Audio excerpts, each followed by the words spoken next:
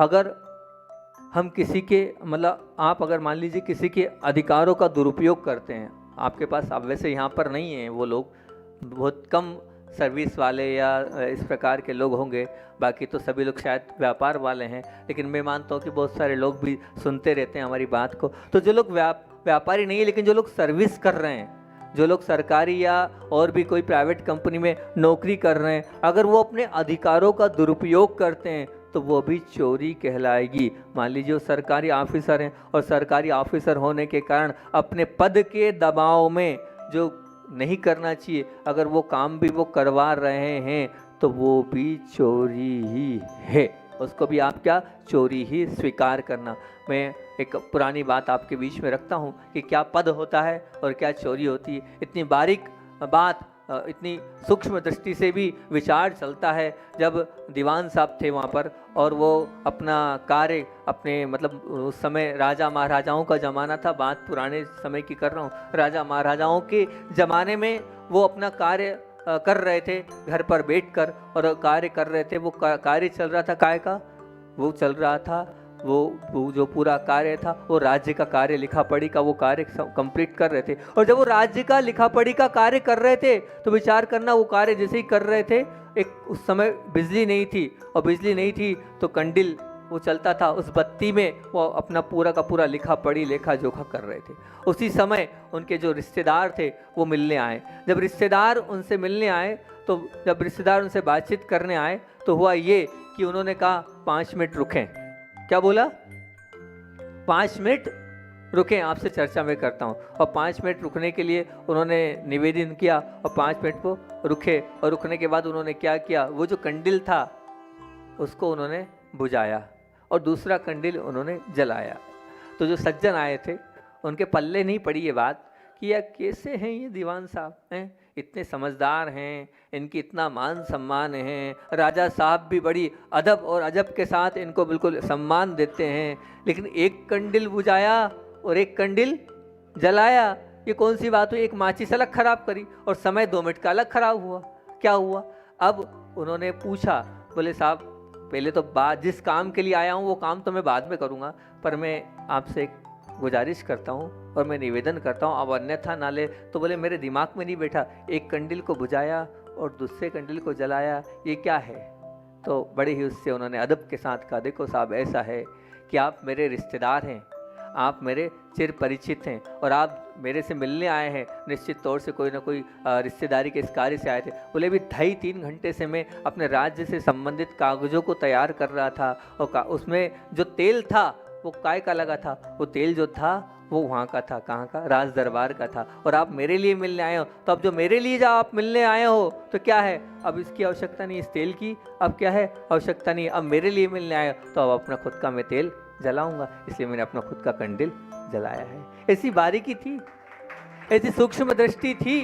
आप विचार करना, ऐसे भी लोग होते थे चोरी से इतने डरते थे। और बताओ आपको, अगर आपने सुना हो तो पंडित जी साहब थे एक, जिन्होंने वो लिखी है, पंडित गोपाल दास जी बरैया।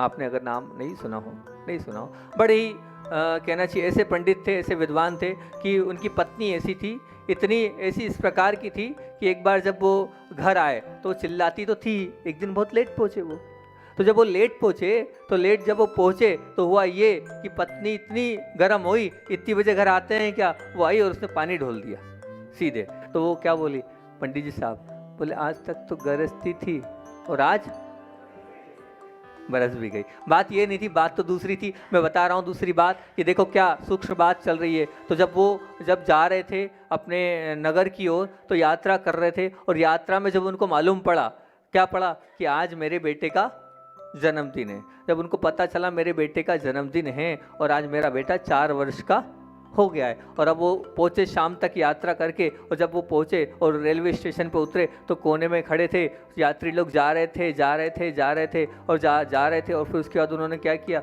वो रुके, और रुकने के बाद उन्होंने वहाँ जो टीटी या जो भी वहाँ पर था टिकट मास्टर जो खड़ा था, उसका साहब आपसे एक निवेदन है। बोले हाँ। बोले ऐसा है कि मैं सबसे पहले तो क्षमा चाहता हूँ, मुझसे गलती हो गई है। क्या हुआ भैया? बोले मेरे बेटा 4 साल का आज हो गया हैगा, और इसलिए जो है टिकट जो है हमने नहीं ली थी, और कायदा बनता है, नियम बनता है कि 4 साल के बच्चे की आधी टिकट होना चाहिए, इसलिए आप कृपया करके इसकी आधी टिकट बना दीजिए। ये सत्य है, एक दिन का भी हम झूठ नहीं चाहते। कोई 4 साल का तो मेरा बच्चा हो गया। ऐसे ऐसे विद्वान हुए जिन्होंने अपने जीवन को सत्य के साथ जिया है, वो भी चोरी कहलाती है। कि अपने पद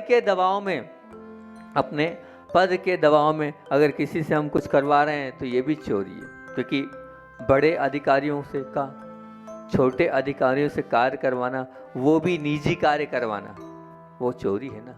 वो ऑफिस में काम कर रहा है, हालांकि यहाँ नौकरी वाले तो ना के बराबर हैं, लेकिन विषय चल रहा है तो रख रहा हूँ कि वो आप अधिकारी हैं, किस क्षेत्र के अधिकारी हैं? आप सरकारी अधिकारी हैं, सरकारी ऑफिसर हैं, या अपने खुद के कोई भी कार्य के ऑफिसर हैं, लेकिन जिस कार्य के हैं उस कार्य को करवाने का अधिकार है। लेकिन फिर भी अगर आप दबाव के साथ अपना निजी और स्वयं का कार्य करवाते हैं तो ये भी चोरी के अंतर्गत ही आएगा, क्योंकि आप उससे ज़बरदस्ती, वो नहीं है, वो कार्य नहीं है, और वो कार्य उसका नहीं होने के बाद भी आप करवा रहे हो।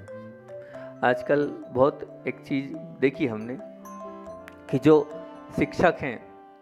शिक्षक वर्ग हैं वो कोचिंग लेकर विद्यालय में नहीं पढ़ा रहे हैं, और वो तनख्वाह तो किससे ले रहे हैं? सरकार से ले रहे हैं, लेकिन वो तनख्वाह ले रहे हैं और वहाँ विद्यालय में ना पढ़ाकर क्या कर रहे हैं? वो जो कोचिंग में पढ़ा रहे हैं। तो अब जो कोचिंग में पढ़ाने वाले शिक्षक हैं, वो शिक्षक क्या कर रहे हैं? वो विद्यालय में नहीं पढ़ा रहे हैं तो भी चोरी ही कर रहे हैं। ये मान के चलना वो चोरी ही रहेगी उनकी। क्यों? कारण ये है कि उनको पढ़ाने का पैसा दिया जा रहा है, तो वहाँ क्यों नहीं पढ़ा रहे हैं? वो वहाँ ना पढ़ाकर वो अपने घर पर बुलाकर क्यों पढ़ा रहे हैं? तो ये चोरी हुई कि नहीं? बिल्कुल चोरी कहलाएगी। इसको आप चोरी ही स्वीकार करें, ये गलत कार्य ही है। और तो कोचिंग में आप बुलाकर आपने उन बच्चों को क्या बताया? हमारे ज़माने में तो चलता था, हमें तो मालूम है कि हम जब पढ़ते थे तो जो क्लास टीचर होते थे 6-7, बाकी तो नहीं, 6-7 में 9th में जो बोर्ड एग्ज़ाम नहीं होती थी, तो हम इसीलिए जाते थे वहाँ पर उनके यहाँ ट्यूशन, क्योंकि वो क्या करते थे? वो पूरा पेपर बता देते थे। अब वो पूरा पेपर बता रहे हैं तो क्या बताओ, ये चोरी नहीं है?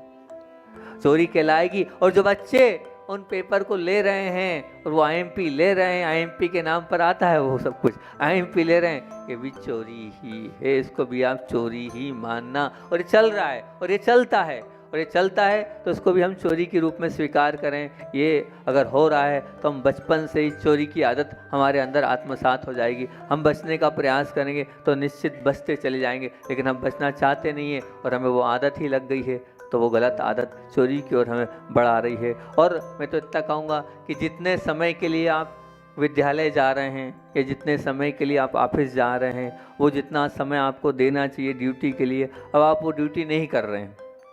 अब वो आप जो ड्यूटी नहीं कर रहे हैं, मतलब मान लीजिए आप ड्यूटी नहीं कर रहे हैं, मतलब आप मान लीजिए ऑफिस में लेट पहुँचे या विद्यालय में या जो भी नौकरी है आपकी, जितनी देर आप लेट पहुंच रहे हैं या जितनी जल्दी वहाँ से वापस आ रहे हैं, तो जितने समय में आपको काम करना था उतने समय में आपने काम नहीं किया। अब वो उतना समय आपका जो गया है वो क्या है? बोलो ना, चोरी नहीं है ना? चोरी ही है ना कि चोरी नहीं है? चोरी है ना। आपको 12 से 5 की ड्यूटी थी, अब आप 1 बजे पहुँचो, 1 घंटे का पैसा तो आप लोगे।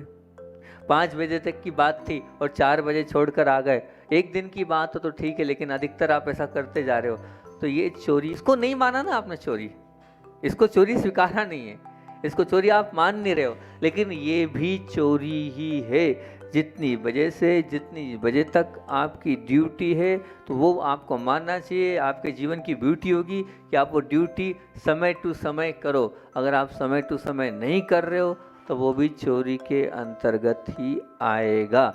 ये जो लोग नौकरी वाले हैं उनको समझना चाहिए, एक एक मिनट की कीमत समझना चाहिए कि एक एक मिनट का जिस प्रकार से पैसा मिलता है उसी प्रकार से उतनी श्रद्धा, आस्था, भक्ति के साथ हमें करना चाहिए।